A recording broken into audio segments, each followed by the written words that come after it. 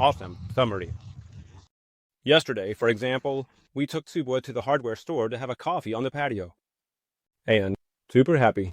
Subwa is doing great. An improvement. I think it couldn't get any better in the time he's had. Everything is going great. Life change. Joy for my dog. That your day is stable. Yesterday, we experienced some really positive emotions just because my dog was lying down with me on the patio, and I knew what to do. On my part, I wanted to add that this experience has given me peace of mind. We came from having 2 reactive dogs and an 8-month-old baby, where every time I walked the dogs, I was at risk of tipping over with the baby a bunch of times without knowing how to act. I know that what I'm applying is, as I feel it, benefiting both them and the whole group. We tried a lot of professionals. We spent a lot of money. And what I've realized with you is that instead of just looking at a technique and saying, oh, I'll just copy and paste that, you looked at the dog and said, oh, this dog has this, and this going on. And really, with all the years we've been with her, nobody told us that. Nobody saw her. Nobody understood what was happening with her. Nobody told us that. Nobody saw her. Nobody understood what was happening to her.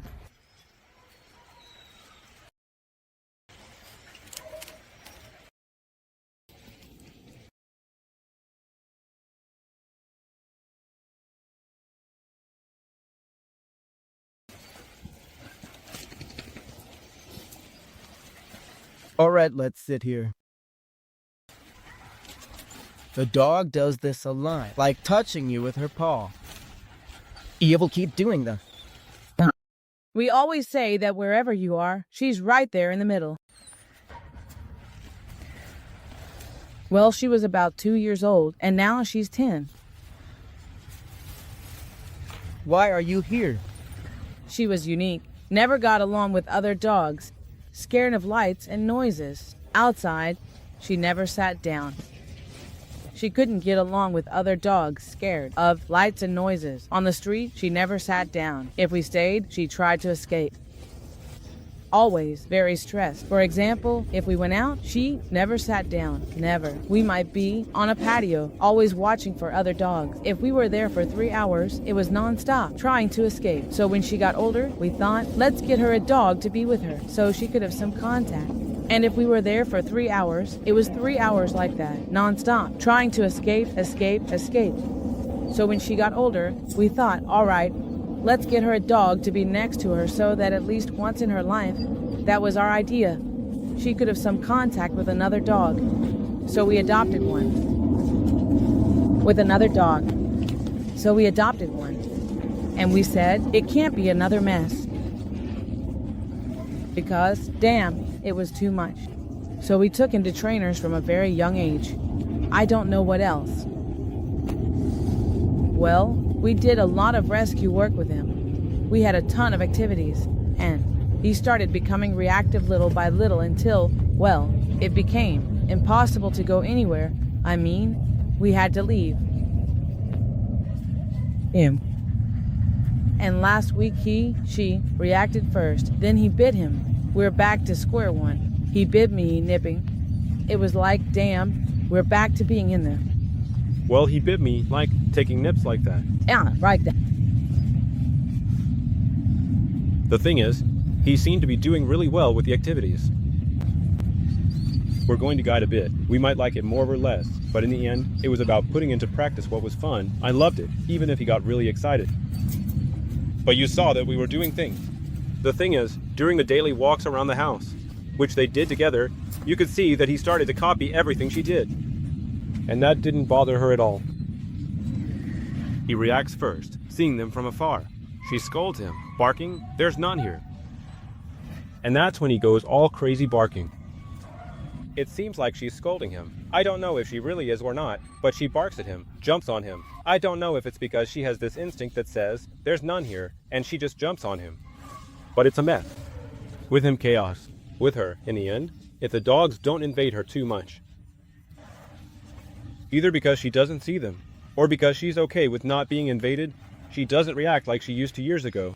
Yeah, I have problems too when I go out alone with the kid in the stroller. They almost tip me over because I get anchored, but almost tipping over with the strong dogs roam our agricultural village. You might walk alone, then encounter two local border collies. Strong dogs around town. We live in a farming town. You could be walking and not run into anyone. Then suddenly you get stopped by two border collies that people have around here, like mixed breeds of border collies. If I had to pick a specific breed, even though I love all dogs, border collies are the worst. Well, that's the story. Years of experience tend to define themselves in the same way. Constant stress, stressed all her life, and we have always tried to give her the highest quality of life possible. Knowing we didn't have the knowledge to reach an optimal point of well-being, we wanted her routine as calm as possible, and bringing him and gave her a safety net to be calm around another dog ever since he arrived. Motivation was to give her a safety net to be calm around another dog. Since he arrived, there's been a big change. His arrival improved her life. It made a huge difference. For her, it's been a great sense of well-being. At home. And on the street too, because it seems like he has taken on a bit of the role she used to have. You walk down the street, and they're protectors. They protect you. But at home, too, because he hears, I don't know, a dog outside. And he bolts out. If we have the balcony open, the other day he broke the blinds we had. He goes out like a wild animal. Breaking the vines, their height, or if you have wires. Yeah. At one point, the dog running can. No, when he gets into that state, he loses it. He's not there. He's not here. See permission that doesn't. Then she has no friends or desire for them. She's not interested. She doesn't have or want them. Since she's not interested. And he has, well, there's a greyhound, which you don't see much, but then there's A. It's a Brittany Spaniel neutered. They'd known each other since they were puppies. And she hangs out with him. Every morning, we go to the farm, and we have in the countryside, and they run 5 or 6 kilometers every morning, chasing rabbits. And very good, super good. You see him happy, but After the daily grind, it's torture. it's a set. Right, they might get. You stay alert for whatever might happen. To pounce. Yeah, because a lot of times in a village, we're used to dogs running loose. And I don't know how to break up a dog fight. You don't know how to act. It's stressful way. It's really hard to break that bizarre cycle. Yep. It's hard to cut it up. I admit that I often get worked up. I anticipate what might react. Uh-huh. But well, it is. Let's be easy to understand. What? Everything said patterns. I haven't told him anything about what you all said. I don't know. How surprised I am. More of the same, right? It's more of the same. It's easy to understand, but what's hard is living it. Remember what you know, it's tough. Remember the real knowledge you already have, and the dogs get better at the speed at which people start doing things in a better way, but that has its limitations depending on text about you coming, me, how you live, and all that. Everything I'm seeing now, from what we've seen before to this super important moment while we're talking, I want you to start this. Let's start with the end. The end is 3 words, and it's going to say a lot. To sum up the 3 words.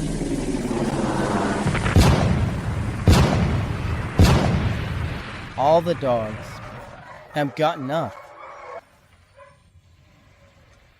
Sorry, should I say it?